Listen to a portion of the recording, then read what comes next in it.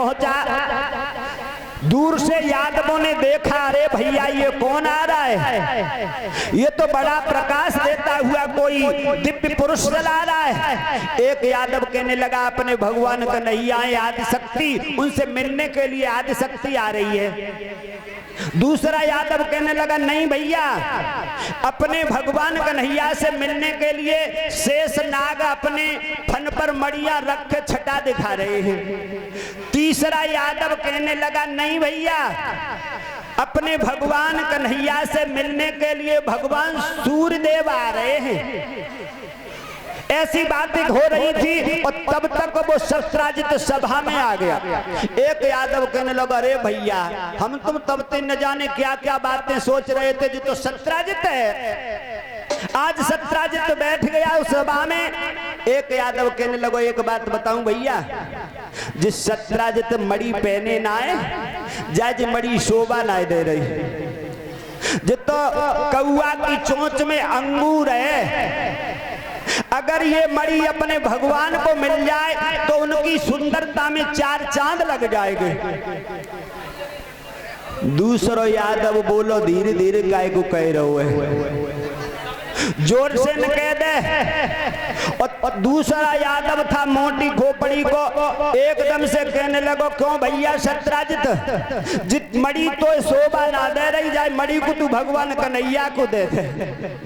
और जब ये कहा, सोई शस्त्राजित उस सभा से उठ गया और घर जाकर के अपनी पत्नी से कहा कि हे देवी, आज हम भगवान की सभा में गए तो भगवान ने हमारी मड़ी को फेर से मांगा।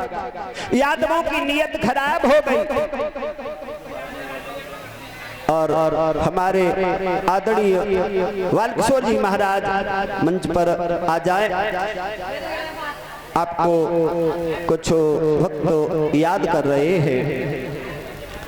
बोल सतगुरुदेव भगवान की। ध्यान रखना मेरे भगवत प्रेमियों, उसने अपने भाई प्रसेन से कहा।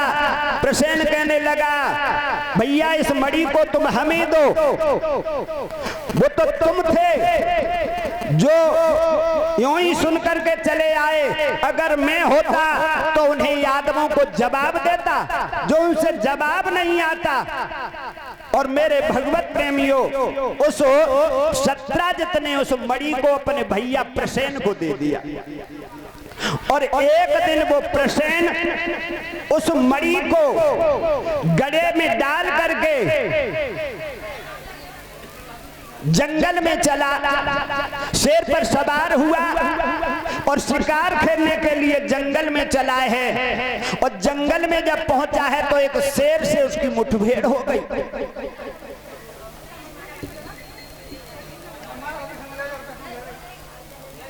क्या नाम है?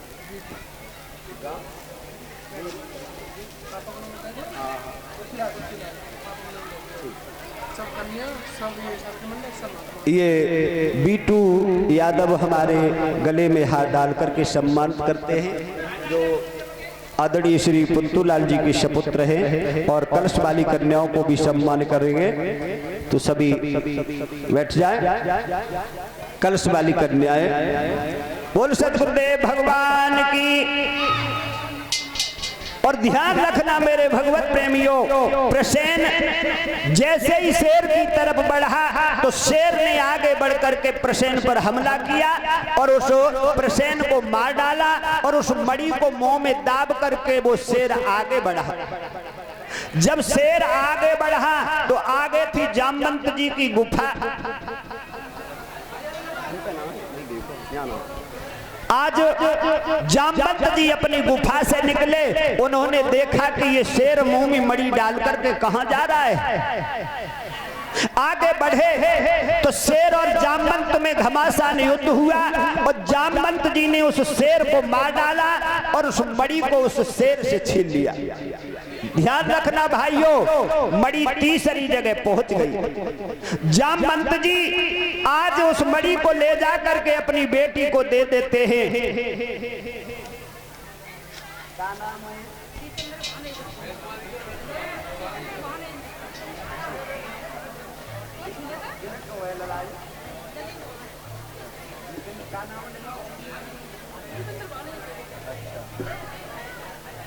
ये हमारे दीपेंद्र भांजे हाथ डाल करके हमें सम्मानित करते हैं। हम परमात्मा से इनके लिए आशीर्वाद की कामना करते हैं कि परमात्मा इन्हें हमेशा धर्म के रास्ते पर चलाते रहे और दीर्घायु प्रदान करें।